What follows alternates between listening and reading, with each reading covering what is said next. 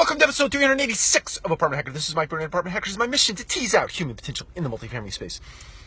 So, disclaimer, I'm going to do a little bit of speculation here, kind of forecasting what could come down the pipe at some point as it relates to finding and curating consumers, if that's a phrase, to put into apartments.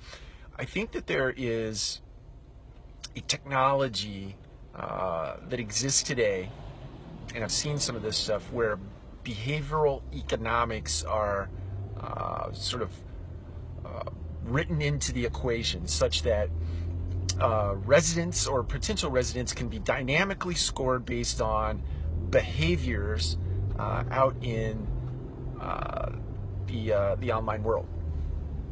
And so forecasting that, or sort of taking that and plugging it into qualifying residents to move into apartment homes, think about that. If whatever property management software that you use, you put in a notice to vacate, and the notice to vacate triggers a whole series of things that end up in identifying a potential resident who is in fact looking for a specific unit at a specific time, and the algorithm that goes out and does this actually tells you whether or not that particular resident would have the wherewithal to actually suffice the lease over a long bit of time, whatever that bit of time is.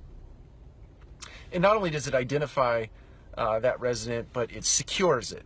The algorithm actually secures the prospect and runs them through a series of online workflows that actually can move them into the apartment without any human interaction, right? So you marry up these dynamic scoring models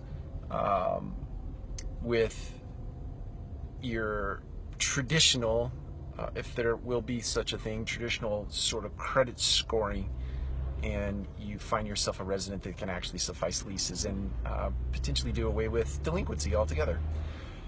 So, I know that's a little far-reaching, but I think it's not necessarily all that out there, and there are potentially technologies. There are some technologies that are already in place that are working in this direction. So, anyway, I think it's fun to dream from time to time, but the disclaimer is that I know that's just sort of potentially a dream. So, love to hear your thoughts. Take care. We'll talk to you again soon.